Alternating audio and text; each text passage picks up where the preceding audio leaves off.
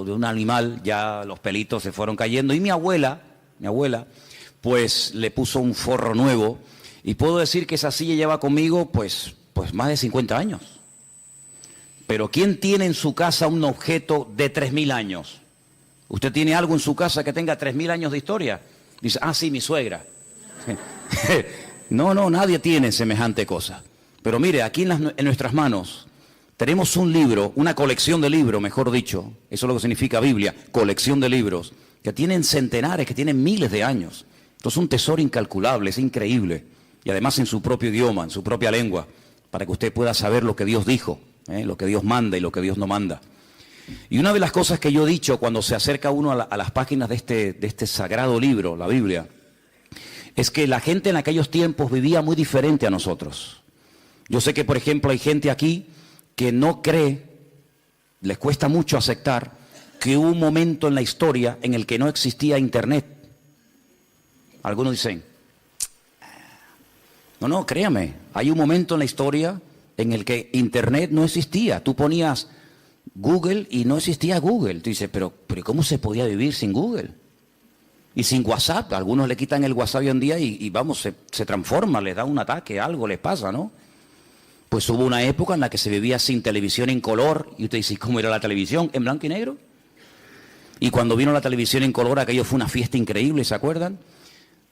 Vivimos durante muchos años sin móviles, sin celulares, como algunos los llaman. He dicho en varias ocasiones que cuando hace muchos años vimos a un señor en las Ramblas con una caja así de grande, que era la batería, y descolgaba el teléfono, nos quedamos así mirando, diciendo, ¿y este de dónde salió? Entonces, los tiempos han cambiado de una forma tremenda, pero tremenda. Y en los tiempos de la Biblia, la gente no vivía afanada por llegar a fin de mes, sino la gente vivía pensando en cómo terminar ese día. Se vivía el día a día. Por eso, el pasaje que vamos a leer ahora refleja y explica muy bien que la bendición de Dios se prometía para el día a día. Hoy en día estamos acostumbrados a planificar el mes, ¿no? Cobramos el sueldo, cobran el sueldo y dicen, bueno, esto para el teléfono móvil, esto para la luz, esto para el agua, esto para los gastos de no sé qué, y se planifica el mes. Eso no existía, esa no era la mentalidad de aquellos tiempos. La mentalidad era vivir el día a día. Basta a cada día su propio afán o su propio mal, dice otra versión, ¿verdad? Y el pan nuestro de cada día, dánoslo hoy. La famosa parábola de los labradores, cuando van a trabajar a la viña, ¿qué se les pagó? El día de trabajo. Entonces, cuando la gente terminaba el día y decía, hoy he comido, hoy he usado ropa y hoy voy a dormir bajo techo, gloria a Dios. Mañana, como se decía, Dios dirá. Mañana Dios dirá. Pero ¿quién vive hoy en día al día? Nadie. La gente enseguida planifica y la gente hace planes y bueno, el verano que viene me voy a ir de vacaciones a tal sitio o dentro de 3 meses y por eso están las agendas y por eso hay tantas historias. Pero en la Biblia no era así. En la Biblia era vivir el día a día, desde que salía el sol hasta que se ocultaba el sol y ya está. Y hay un pasaje en el Antiguo Testamento, en el libro de Éxodo, capítulo 16, que voy a leer unos versículos para que vean qué interesante esta historia. Y dice, viendo los hijos de Israel, se preguntaron unos a otros, ¿y esto qué es? Ustedes saben la palabra maná, ¿no? Maná. La palabra maná en hebreo significa, ¿qué es esto? Maná. Majú. ¿Qué es esto? Y por eso la palabra maná, que uno dice, bueno, ¿y qué significa? Significa literalmente, ¿qué es esto?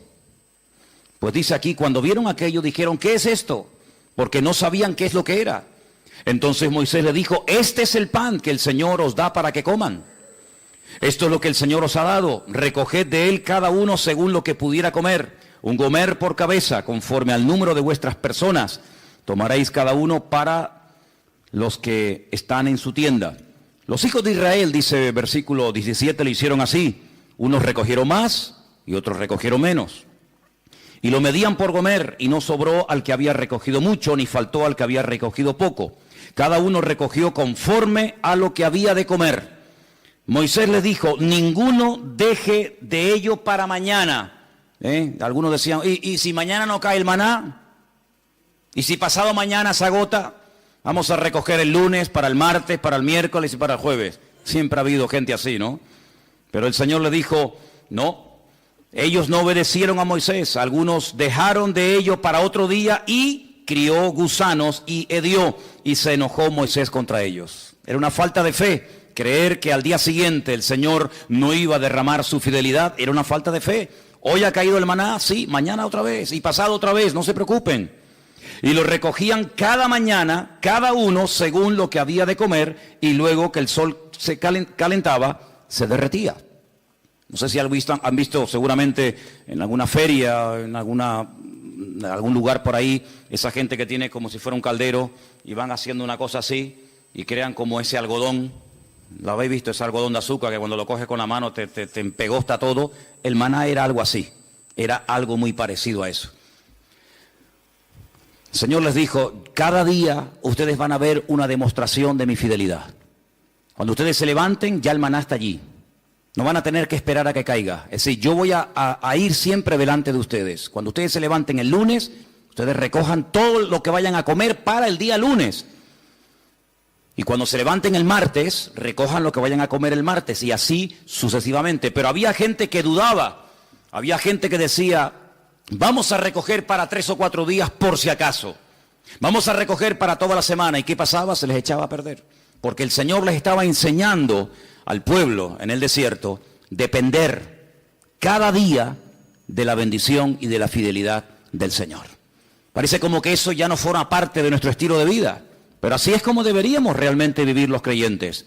Hoy el Señor me ha bendecido, hoy el Señor me ha ayudado, hoy puedo dormir en mi cama, hemos comido, fíjate tú, hemos desayunado, almorzado, otros han merendado antes de venir al culto, otros antes de irse se ponen allí en el mostrador también a picotear, luego llegan a casa, vuelven a comer. Hermanos, Dios es fiel. ¿Cuál es la garantía de que mañana Dios me va a suplir mi necesidad? Que hoy me la ha suplido. ¿Cuántos dicen amén? Como Él no cambia, si Él hoy ha sido fiel, mañana otra vez volverá a ser fiel. Y yo tengo que fiarme de Dios. Yo tengo que depender del Señor, no de mes a mes, sino como dice la Biblia, el pan nuestro de cada día, dánoslo hoy. ¿Cuántos de los que están aquí hoy han comido? Veo que todos vienen vestidos. Algunos han venido en coche, otros caminando, otros en guagua. Cuando te vayas de aquí, cenarán, dormirán en sus camas. ¿Qué más queremos, hermanos? Dice la palabra de Dios, teniendo sustento y abrigo, estemos contentos con esto. ¿De dónde nace ese afán, ese agobio de venga y más y más? ¿De dónde nace? ¿De la Biblia? No. ¿De una relación sana con Dios? No, Señor. El cristiano sano, el cristiano que tiene una fe sana, completa, una fe coherente, una fe bíblica, no tiene que caer en ese afán, en ese agobio, en ese estrés, y la deuda, y no sé qué, y esto y lo otro. No, así no vivimos, así no tenemos que vivir los hijos de Dios. Los hijos de Dios tenemos que vivir de cara al mundo, de cara a la galería, con paz, con la tranquilidad de saber que nuestra vida está en las manos del mejor pastor del mundo, porque dice la Biblia, el Señor es nuestro pastor y nada nos faltará. ¿Cuántos dicen amén? Por lo tanto, en el Sermón del Monte, el Señor cuando enseña a orar a su pueblo dice, y el pan nuestro de cada día, dánoslo hoy. ¿Se puede orar por el pan nuestro de cada día? Claro que sí. Pero en ningún momento tenemos que estar preocupados por los próximos 15 días, por la próxima quincena, por el próximo mes. Eso no es bíblico, eso no es bíblico. El Señor quiere que aprendamos a depender de Él, a confiar en Él cada día, sin preocupaciones, sin agobios, sin estrés. Ya sé que esto a lo mejor suena a locura. Ya sé que la gente de la calle, la gente que no tiene a Dios, pues no viven así. Pero es que usted no tiene que imitar al mundo, usted tiene que imitar al Señor Jesucristo y obedecer su palabra. Hay un texto muy interesante que yo lo he leído muchas veces, de hecho no quiero exagerar, pero casi a diario lo leo, y se encuentra en Deuteronomio. Es un pasaje buenísimo, buenísimo, que de vez en cuando pienso yo que deberíamos de leer. Está en Deuteronomio capítulo 8, del versículo 11 en adelante. Es buenísimo este pasaje, de verdad que es una bendición de Dios el poder tener esto en nuestras manos. Dice, cuídate de no olvidarte del Señor tu Dios. Y yo pregunto, ¿y se puede acaso alguien olvidar de Dios? Porque te puedes olvidar, no sé, de las llaves, del móvil. Te puedes olvidar de dónde dejaste el coche. Yo me acuerdo hace años, Venía por la calle esta de la iglesia con el casco de la moto en la mano y me metía en el bar de aquí al lado a tomar un cortado y un señor, perdón, un hermano, me dice, ¿de dónde vienes? Digo, no, tuve que ir abajo a Santa Cruz a hacer unas cosas. Y me dice, ¿y tú vas por la vida con un casco debajo del brazo? Digo, ay, la moto. Y la dejé en la Plaza de España. Yo me vine desde la Plaza de España hasta aquí con la moto, con el casco de la moto bajo el brazo. Vamos, simplemente mirando el casco, sabes que, mijo, el casco es para usarlo en la moto. Pues me olvidé de la moto. Y un día tuve que llamar al segurita del Carrefour allí en La Laguna, porque para mí es que me habían robado el coche. ¿Y qué va? Me van a robar el coche estaba en otro sitio, pero volví loco a medio centro comercial. Mire, que me robaron el coche, que llame a la policía, que no sé qué, y el coche estaba donde yo lo había dejado, pero yo no me acordaba. Y a veces hemos visto en alguna playa por la megafonía, el niño Pedrito García Rodríguez, con una camisita roja y un pantalón amarillo y unos calcetines verdes. Se ha perdido, por favor. Pero perder a Dios, olvidarse de Dios. ¿Cómo se puede una persona, cómo se puede olvidar un joven, cómo se puede olvidar una familia de Dios? Pues hermanos, parece mentira, pero hay gente que incluso llegaron a servir a Dios y se olvidaron completamente de Él. Y por eso el Señor, sabiendo que somos así los seres humanos, dice en este versículo, cuídate, tengan cuidado de no olvidarse del Señor vuestro Dios, para cumplir sus mandamientos, sus decretos, sus estatutos que yo te ordeno hoy. Versículo 12. No suceda que comas y te sacies y edifiques buenas casas en las que habites y tus vacas y tus ovejas se aumenten y la plata y el oro se te multipliquen y todo lo que tuvieres se aumente y se enorgullezca tu corazón y te olvides del Señor tu Dios que te sacó de la tierra de Egipto, de la casa de servidumbre, que te hizo caminar por un desierto grande y espantoso, lleno de serpientes ardientes y de escorpiones y de sed, donde no había agua, y Él te sacó agua de la roca del pedernal, que te sustentó con maná en el desierto, comida que tus padres no habían conocido, afligiéndote y probándote para a la postre hacerte bien. Y digas en tu corazón, mi poder y mi fuerza, la fuerza de mi mano, me han traído esta riqueza. Dice aquí, acuérdate del Señor tu Dios, porque Él es el que te da el poder para hacer las riquezas. ¿Cuántos dicen amén? Esa es mentira, ¿no? Gente que ha prosperado, gente que le ha ido bien en la vida, que en fin, que han aumentado sus negocios, su patrimonio, etcétera, y se les suba a la cabeza el éxito y digan, no, es que yo tengo todo esto por mi fuerza, por mi sabiduría, por mi poder. Usted dice, no, a mí eso no me puede pasar. No lo digas, porque como lo diga, a veces al final te va a terminar pasando. El hombre es así, hermanos. El hombre, mientras depende del Señor, se mantiene humilde, se mantiene sometido al Señor, pero como parece que a veces la riqueza o la abundancia se le vuelve en su contra, pueden incluso llegar a olvidarse del Señor, del Creador. Dice, el que te sacó de Egipto, el que cuando eras un esclavo y nadie daba un duro por ti, yo te compré y te saqué de la tierra de esclavitud y te conduje por el desierto y te di agua y te di maná y te di todo lo que necesitaba. Y ahora que llegas a la tierra prometida te olvidas de mí, porque crees que ha sido tu sabiduría, tu fuerza, tu experiencia en la vida la que te ha llevado de la nada a la cumbre, y te equivocas. Ten mucho cuidado y guarda tu corazón, dice la Biblia, porque soy yo el que te da la sabiduría, soy yo el que te da el poder para hacer las riquezas. Y cuando el Señor le da a uno sabiduría para hacer negocios, y cuando el Señor le da sabiduría para hacer algo, aunque te salga bien el negocio, lo que has comprado, lo que has hecho, no te olvides siempre de darle la gloria y la honra al Señor. ¿Cuántos dicen amén? Así que tengamos cuidado, ¿verdad?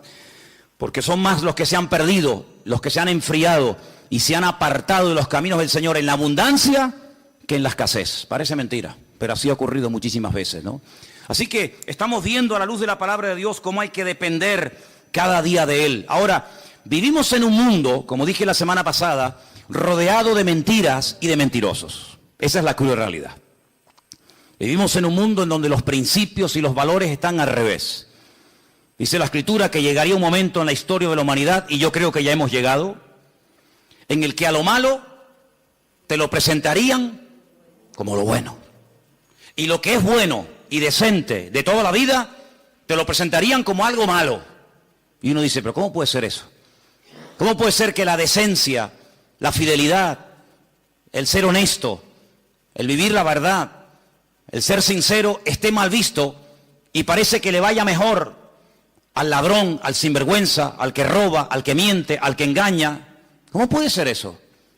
¿Cómo puede ser que personas, por no pagar a lo mejor una pequeña cantidad, le embarguen lo que tienen, y personas que han robado millones se estén pegando la gran vida y salgan en televisión y viajen por aquí y compren por allá? ¿Cómo puede ser eso? Bueno, son los últimos tiempos.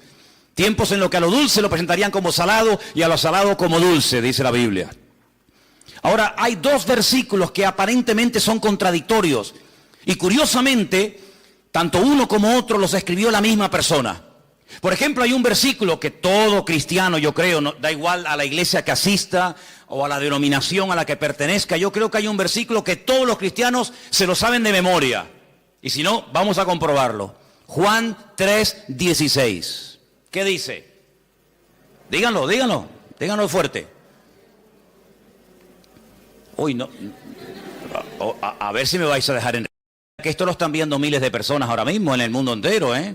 Decirlo fuerte, a ver qué dice. Porque de tal manera amó Dios al mundo que ha dado a su Hijo unigénito para que todo aquel que crea en Él no se pierda, mas tenga vida eterna. ¿Qué dice la Biblia que Dios hizo? Dios amó. ¿A quién? Al mundo. Dígalo fuerte. Dios amó al mundo. Otra vez. Dios amó al mundo. Ahora explíqueme esto. No améis al mundo ni las cosas que están en el mundo. ¿En qué quedamos?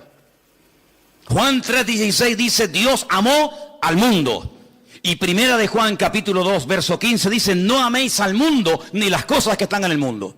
¿Cómo es que la Biblia dice que Dios amó al mundo y a mí se me prohíbe amar al mundo? Hay que explicarlo, porque en la Biblia no hay contradicciones. Hay gente que dice, es que la Biblia es un libro lleno de contradicciones. Y yo le digo, cuando usted me muestre una, nos sentamos y hablamos. La Biblia no tiene contradicciones. El problema es que muchas veces no se puede terminar de traducir exactamente, porque nosotros tenemos una sola palabra para la palabra mundo. Como para la palabra amor, tenemos una sola palabra. No hay 4 o 5 palabras para amor. Amor hay una sola palabra, no hay más. En griego hay 3 o 4 palabras y en hebreo ni le cuento. Y en griego, incluso en hebreo, para la palabra tierra, planeta, mundo, etcétera, hay un montón de palabras y depende a lo que se esté dirigiendo el autor, pues emplea un término o emplea otra, pero en español nada más tenemos una sola palabra, ¿verdad? Cuando estamos leyendo Juan 3:16, dice que de tal manera, de tal magnitud, con tal fuerza, amó Dios al mundo. Ahí está haciendo referencia a la raza humana, al hombre, a la humanidad. De tal manera Dios amó al hombre, a la raza humana, a los hombres, a las mujeres, a los blancos, a los negros, a los ricos, a los pobres, a los africanos, asiáticos, norteamericanos, latinos. De tal manera amó Dios a esa gente que dio a su Hijo unigénito al mundo, para que lo amaran y lo respetaran y creyeran en Él. Pero cuando vamos a primera de Juan y encontramos otra vez la misma palabra, la palabra mundo, es la palabra cosmos. Y la palabra cosmos nos habla acerca de un estilo de vida, de unos principios, de unos valores que no son los nuestros. No son los nuestros. ¿Usted no ha oído alguna vez la expresión de decir, mira, di una mentira de estas piadosas? De hecho, incluso hasta cuando éramos católicos, se nos decía que había 2 tipos de pecados. Bueno, se nos decía, no, se siguen diciendo. Pecados mortales y pecados veniales, ¿sí o no? Amigo. Es decir, que hay pecados que son graves delante de Dios y pecados que, bueno, que Dios hace la vista gorda, no pasa nada. Una mentirijilla de vez en cuando para salir del paso, ¿sí o no? Eso se nos ha enseñado toda la vida.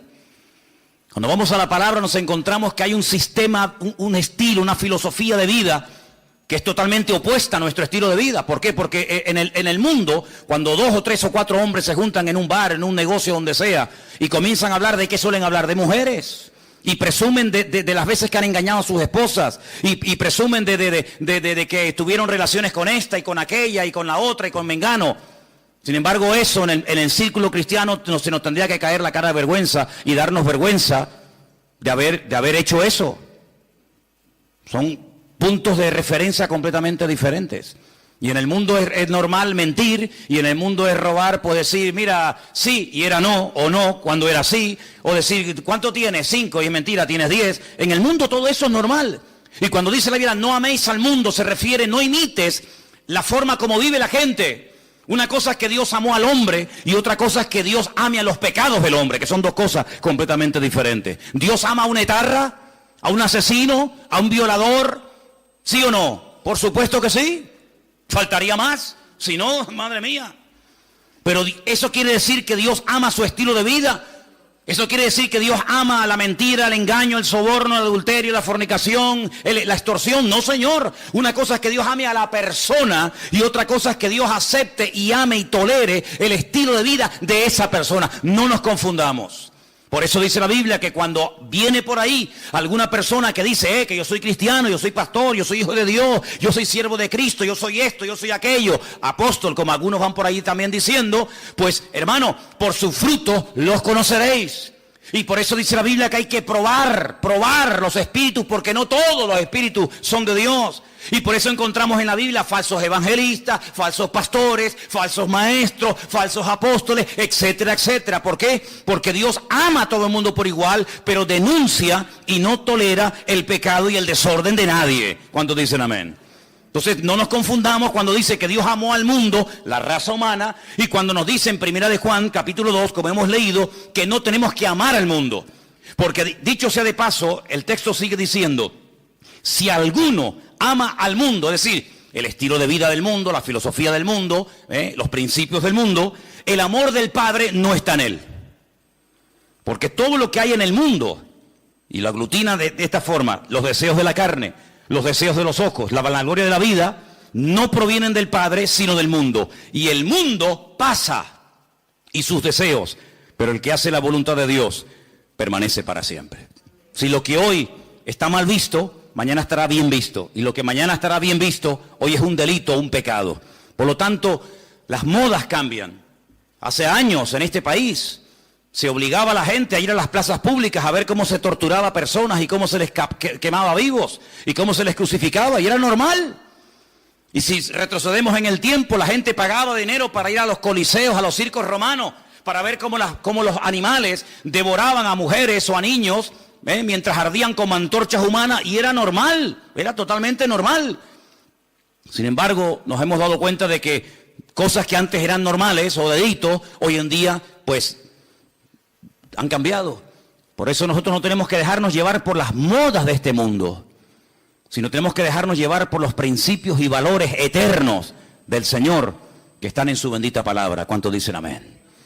Así que, amados hermanos, tenemos que partir de la base de que nosotros somos gente diferente, somos gente distinta, y hay algo con lo cual tenemos que estar claros en esto. Y yo les voy a contar parte de mi testimonio, porque creo que puede ser de ayuda a la hora de entender lo que quiero decir. Hay personas que llegaron al conocimiento de la verdad. Hay personas que les nació en su corazón el deseo de buscar a Dios porque empezaron a leer los evangelios o empezaron a leer la Biblia. Conozco muchísima gente que me dice, no, yo un día me compré una Biblia, o alguien me regaló una Biblia, un Nuevo Testamento, como esta que estáis ofreciendo los hermanos moteros, ¿no? Bueno, te llega la Biblia, empiezas a leerla, y empiezas a interesarte, empiezas a darte cuenta de un montón de cosas, y se despierta algo en ti que te lleva a una búsqueda de la verdad, y buscando, pues encuentra, ¿y a quién encuentra? Al autor y al consumador de la fe, que es Cristo Jesús, ¿sí o no? Pero a mí no me pasó eso. Yo fui al revés. Yo no había leído en mi vida la Biblia, jamás. No me interesaba. Yo no sabía ni lo que era una Biblia. A mí no me llegó el conocimiento de Dios, ni el deseo de buscar a Dios por la lectura, por el estudio, por indagar, por buscar la verdad. Es que a mí no me interesaba buscar la verdad, pero en absoluto. Lo primero que yo tuve fue un encuentro, una experiencia personal con Jesucristo. Yo no había leído la Biblia en mi vida. Entonces, cuando yo entré por primera vez en mi vida a una iglesia, yo le dije literalmente a Dios, es que yo no creo en ti. Es que yo no creo en ustedes, yo no creo en pastores, ni en iglesia, ni en Biblia, ni en cura, yo no creo en nadie. Yo tenía un montón de problemas físicos, espirituales, de toda índole. Pero yo desafié a ese Dios del cual ese hombre estaba esa tarde predicando allí, y le dije, bueno, si tú existes, no es que dije, como tú existes, no. Si tú existes, ayúdame a salir de este infierno en el que yo estoy. Y cambia mi vida. Y ayúdame. Y libérame. Etcétera, etcétera. Y Dios lo hizo. Y mucho tiempo después, o unos meses después, comencé a leer y a leer y a leer y a leer y a estudiar y a memorizar capítulos y capítulos de la Biblia. Y a través de la Biblia, pues claro, lógicamente fortalecí mi fe. Pero no fue primero la teoría y después la práctica. En mi caso fue al revés. Primero fue la experiencia, la práctica, y luego fue el conocimiento. Y por eso hay muchas personas que a veces titubean, porque claro, comenzaron a leer la palabra y después tuvieron una experiencia personal con Cristo. Pero cuando uno tiene una experiencia personal con Cristo, a mí no me mueve nadie de la fe que yo tengo en el Señor. Porque a mí los demonios que tenía no me los sacó ningún pastor, a mí me los sanó directamente mi Señor Jesucristo. Y el que me transformó la vida no fue una predicación de un reverendo o de un apóstolo, como ese radio se llame, sino que directamente mi Señor y mi Dios me liberó y me transformó y me rompió completamente. Y después comencé a leer su palabra.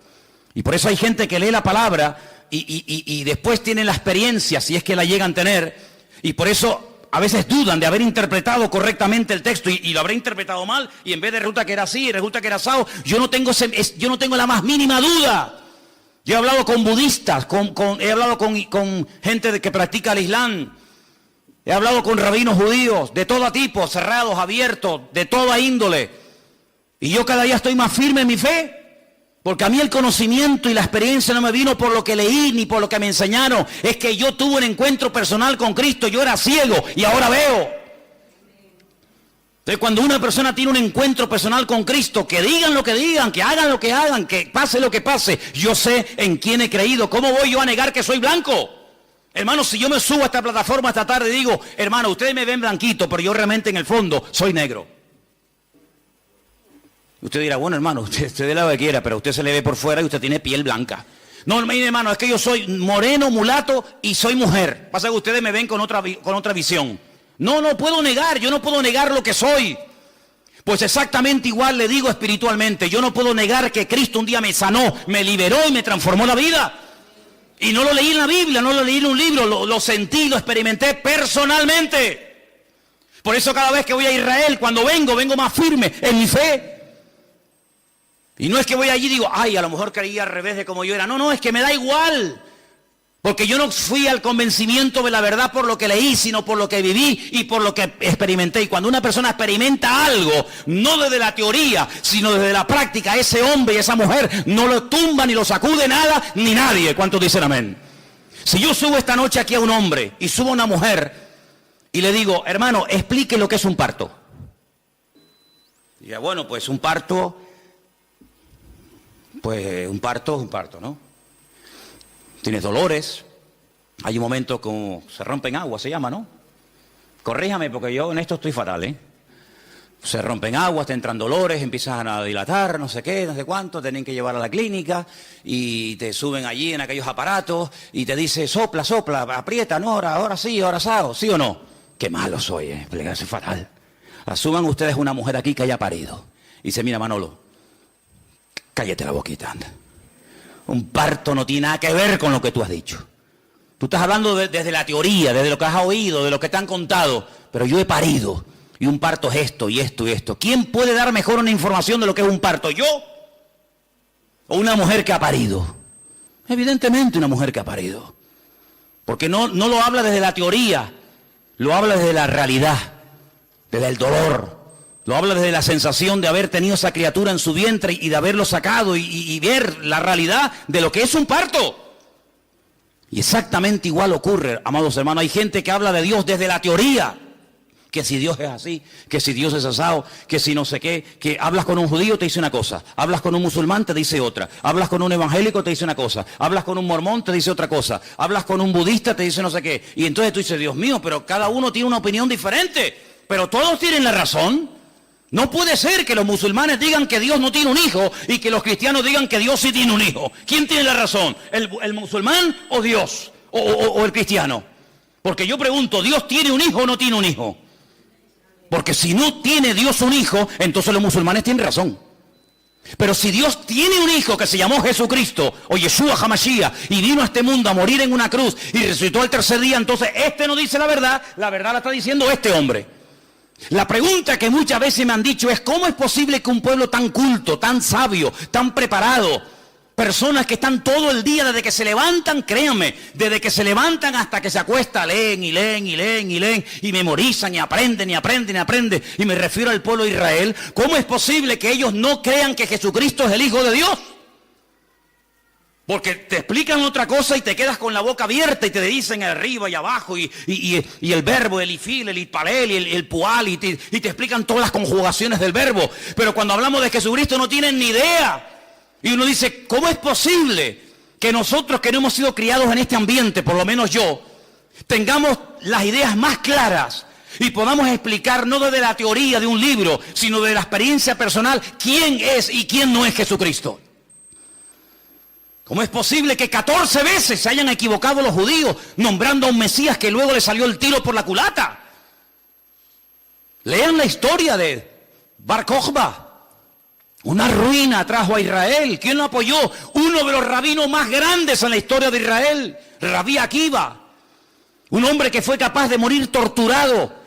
Dice que mientras lo quemaban los romanos en el 100 y pico después de Cristo, con pinzas le arrancaron la piel y todos los trocitos de piel que le quedaban con un cepillo de púas se la arrancaron. ¿Cómo es posible que un hombre que murió de esa manera torturado dijera que Jesucristo fue un impostor? Y después tuvieron a otro llamado Sibitai. Y ese fue una ruina total porque la mayoría de los judíos del mundo entero lo reconocieron como el Mesías. Y al final, cuando lo apresaron los turcos, cuando lo prendieron los musulmanes, le dijeron: o claudicas de esto o te matamos. Y se convirtió al Islam. Y todavía ni se han recuperado. ¿Y cómo es posible que hace unos años, en todas las calles de Israel, en los taxis, en las guaguas, en los colegios, en la radio, en la televisión, por todas partes había pancartas: que viene el Mesías, que viene el Mesías, que viene el Mesías, el viejito Lubavitch, un viejito así chiquitito, ese es el Mesías? Y resulta que se murió, y todo el mundo dice: uy, ¿ahora? Y ahora eso que le estaban esperando y lo habían proclamado como el Mesías, dice: no se preocupen, de un momento a otro resucita y viene y está entre nosotros otra vez. Y yo digo: Dios mío, ¿cómo es posible que esa gente tan culta y repito, tan sabia y que profundiza tanto la Escritura se hayan equivocado tantas veces? No una, ni dos, ni tres, ni cuatro, muchas veces, proclamando a falsos mesías. Bueno, es que eso está escrito. Eso no es producto de la casualidad. Es que eso ya lo profetizó el Señor en el libro de Isaías capítulo 29. Y quiero leértelo para que veas, es algo impresionante. Que lo que les ha ocurrido estaba escrito, estaba profetizado. Y no nos tiene que sorprender.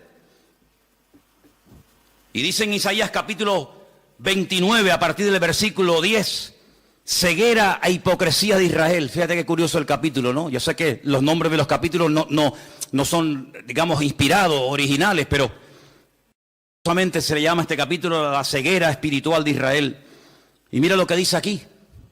Porque esto se escribió antes del nacimiento de Cristo, no se escribió en el Nuevo Testamento. Ah, claro, eso lo escribió Pablo, lógico. Es normal que Pablo o Pedro o Juan o Santiago o Mateo digan eso. No. Esto lo escribió Isaías antes del nacimiento de Cristo. Cómo él proféticamente recibe la revelación de cómo iba a actuar esa gente. Y dice así: porque el Señor derramó sobre vosotros espíritu de sueño. Esto es un judío hablándole al pueblo de Israel. Dios derramó sobre vosotros espíritu de sueño y cerró los ojos de vuestros profetas y puso velo sobre las cabezas de vuestros videntes. Ah, ahora entiendo. Ahora entendemos, claro. Y os será toda visión como palabras de libro sellado. Por eso leen y leen y leen y leen y memorizan y aprenden y no entienden. El cual si dijere al que sabe leer y le dijeren: lee ahora esto, él dirá: no puedo porque está sellado. Y si se le diera el libro al que no sabe leer, le dicen: lee ahora esto, y él dice: es que no sé leer. Dice pues el Señor, escucha bien la explicación de Dios. Estas son las palabras de Dios al pueblo de Israel. Porque este pueblo se acerca a mí con su boca y con sus labios me honra, pero su corazón está lejos de mí. Y su temor de mí no es que un mandamiento de hombres, como dice otra versión más cercana al original, un mandamiento enseñado y aprendido de memoria, que les ha sido enseñado. Por tanto, he aquí que nuevamente excitaré yo la admiración de este pueblo con un prodigio grande y espantoso, porque perecerá la sabiduría de sus sabios y se desvanecerá la inteligencia de sus entendidos. Ahora puedes ver cómo un niño en la escuela dominical, un domingo a la tarde, es capaz de ver en Juan capítulo 1, cómo el Verbo, que en un principio era Dios, se hace hombre, se humana, se encarna y habita entre nosotros y vemos su gloria y no tiene ningún problema en aceptar eso. Y después te encuentras a un hombre que lleva 70, 80 años de su vida leyendo 16 horas por día la Biblia, de por la mañana hasta por la noche, y es incapaz de ver a Cristo en las Escrituras. ¿Por qué? Porque el profeta Isaías dijo: en los últimos tiempos derramaré un espíritu de ceguera en vuestros videntes, en vuestros profetas, en vuestros sabios, de tal manera que van a leer y dice como que no lo puedo leer porque no lo entiendo. Es como si estuviera sellado. Increíble, increíble. Ya sabemos que en los últimos tiempos el Señor tratará de una forma especial, pero lo importante es que todos y cada uno de nosotros valoremos el hecho de haber podido entender el Evangelio, porque haber entendido el mensaje, el propósito por el cual Cristo vino a este mundo nos ha cambiado la vida, ¿sí o no? Cuando una persona encuentra la verdad, yo no tengo que buscar nada más, créame, yo no tengo una insatisfacción diciendo: oye, estaré en la verdad, me habré equivocado, me habrá engañado esta gente. Y a veces resulta que yo he creído en esta iglesia evangélica y ahora resulta que estoy en la mentira, me he metido en una secta, me están comiendo el coco. A veces resulta que en vez de este camino era el otro. Ay, madre mía. Es que yo sé en quién he creído. Yo no me convertí a la iglesia evangélica. Yo no soy representante de la iglesia evangélica. Yo soy embajador de Cristo y Cristo fue el que cambió mi vida. Y me reúno aquí porque con ustedes me siento a gusto y porque creo que todos tenemos una experiencia en común. Pero si así no fuera, probablemente buscaría otro lugar donde poder congregarme, pero no porque me haya convertido a una iglesia llamada iglesia evangélica. Yo no me he convertido a nadie, ni he cambiado de religión. Yo he pasado de muerte a vida, porque Cristo ha perdonado todos mis pecados y de ahí no me muevo ni a palo. ¿Cuántos dicen amén? Y por eso tenemos que tener bien claro, ahora que se nos está yendo el año, ahora que estamos llegando a la recta final, ¿estás hoy más firme en tu fe que el 1 de enero? ¿Estás hoy más firme, más bien anclado en las cosas del Señor que hace 4 o 5 meses atrás? Espero que sí. ¿Cuántos dicen amén? Quiero leerles un versículo en esta tarde.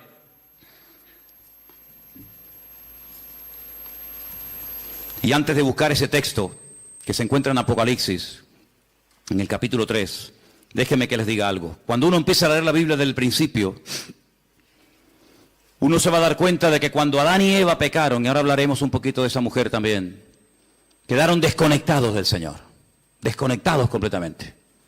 Todo cambió, todo. Aquel hombre y aquella mujer eran perfectos, y usted y yo no somos perfectos, sabíamos eso, ¿no?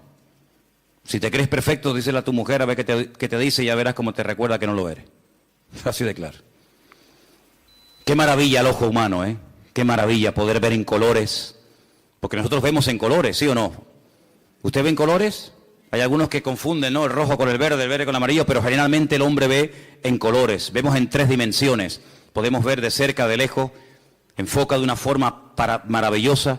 Pero usted sabe que de todo lo que hay aquí que se podría llegar a ver, solamente vemos el 1%. Nuestro ojo solamente percibe el 1% de todo lo que podríamos llegar a ver. Adán veía al 100% sin ningún problema. Veía a los ángeles. Veía el mundo espiritual y natural de una perfección tremenda. ¿Qué le parece? El cerebro del ser humano dice que está dividido en 2 y que solamente funciona una parte. Yo a veces hasta lo dudo que funcione esa parte.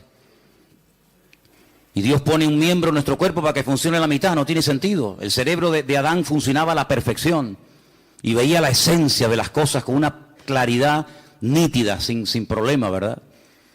Y sabemos que el hombre está por debajo de todos sus niveles. Seguramente Adán era capaz de meterse debajo de un río y estar 3 horas metido debajo del agua. Y veía perfectamente, porque era un ser perfecto, completo, no le faltaba nada. Probablegmente, sabe Dios, hasta con el pensamiento podría trasladarse de un lugar a otro y volar. Yo qué sé lo que aquel hombre podía haber llegado a hacer. Sin embargo, el pecado lo deterioró todo. El pecado lo reventó todo. No somos ni la sombra de lo que un día el Señor creó. El mundo era perfecto, el mundo que tenemos no es perfecto. Vayan a Madrid ahora, van a ver esa capa, esa nube negra encima, ¿verdad? El otro día las imágenes de Pekín, los pobres chinos con máscara, allí ahogándose, asfixiándose. Este mundo no tiene nada que ver con el mundo perfecto y maravilloso que el Señor creó. Pero a pesar de la rebelión y del pecado del hombre, Dios proveyó un sistema, eran los sacrificios. ¿Y qué hace Abel? Presenta un sacrificio ¿para quién? Para él. Él tiene deseo de acercarse a Dios y presenta un sacrificio para él, pero no lo podía hacer para otra persona. Pero cuando avanzamos en la historia, vemos que llegamos a Egipto y vemos que ya Dios dice, bueno, ahora no solamente el hombre puede acercarse a Dios a través de un sacrificio de animales, sino que ahora el papá, el cabeza de la casa, puede presentar un sacrificio para la familia. Y dice que sacrificaban un cordero para toda la familia. Así que de uno individual pasó a toda la familia. Y después resulta que cuando seguimos avanzando en la relación con el Señor, encontramos que una vez al año se mataba un cordero para toda la nación. Así que pasamos de uno, pasamos a la familia, y de la familia pasamos a la nación. ¿Pero de qué nación estamos hablando? De la nación de Israel. ¿Y todas las demás? No entran, están fuera del pacto, están fuera. Pero cuando vino el Señor Jesucristo, ¿por quién vino a morir? Por toda la raza humana. Y ahí entramos tú y yo, queridos hermanos, los que estaban, los que aún no habían nacido. Y por eso yo te pregunto en estos últimos días, en estas últimas semanas que nos quedan para concluir este año 2015, ¿tú has tenido ya tu encuentro, tu experiencia personal con Cristo? ¿O simplemente lo que estás es aprendiendo y creciendo en el conocimiento? Está bien todo eso, pero lo importante no solamente es saber muchas cosas, sino tener tu experiencia con el Señor. Porque si mañana nos quitan las Biblias, si mañana nos cierran los templos y ya no podemos depender de un culto, de una predicación o de un pastor, ¿qué va a pasar con nosotros? Nada. ¿Por qué? Porque estamos conectados a través de nuestra propia experiencia con la fuente de la vida, porque tenemos nuestra propia experiencia con Cristo. Y ya no dependemos de un pastor, de una iglesia, de un predicador, del internet, sino dependemos directamente de nuestro Señor Jesucristo. ¿Tú tienes esa línea directa con Él? ¿Tú lo conoces como tu Señor y como tu Salvador? ¿O como el Dios que aquí se predica? Porque hay gente que dice, no, es que cuando hablan de nosotros, dicen, sí, porque ustedes creen en no sé qué y se quedan como al margen. No, yo no hablo de ustedes, yo hablo de si tú conoces al Dios vivo y verdadero. ¿O es que acaso el Dios del evangélico es diferente al Dios del católico? ¿No hay un solo Dios? Bueno, pues a ese único Dios del cual hablamos y predicamos, ¿lo conoces personalmente? ¿Tienes un encuentro con Él? ¿O para saber algo de Él tienes que buscar en Mateo? ¿O para saber algo de su esencia y de su carácter tienes que ir a los Salmos o al Apocalipsis o por aquí y por allá? No, no hace falta que vaya por aquí y por allá porque yo sé quién es y conozco a mi Padre y sé lo que le agrada y lo que no le agrada. La gente más espiritual, la gente que más creció en su relación con el Señor, nunca leyeron la Biblia, porque no la tenían. Abraham no leyó nunca la Biblia. Jacob, Isaac, José, personas que nunca leyeron la Biblia, pero ellos conocían a Dios, no por lo escrito, sino por lo que habían experimentado. Y José era capaz de rechazar a la mujer de Potifar, diciendo, ¿cómo voy yo a pecar contra mi Dios? Pero hijo, ¿dónde está escrito que eso es pecado? Aquí en mi alma está escrito. Porque yo conozco la voz de mi Señor y sé lo que le agrada y lo que no le agrada, aunque nunca haya leído la Biblia y aunque nunca me haya congregado en ninguna parte, yo conozco a mi Dios y sé que a mi Dios eso no le agrada.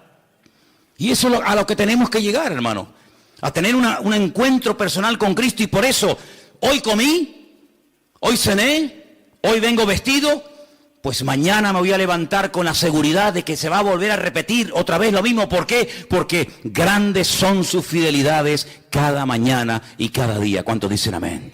Apocalipsis capítulo 3, el texto que les quería leer, dice que Él, por cuanto hemos guardado su palabra y no le hemos negado, ni con los hechos, ni con las palabras, nos guardará de la hora de prueba que ha de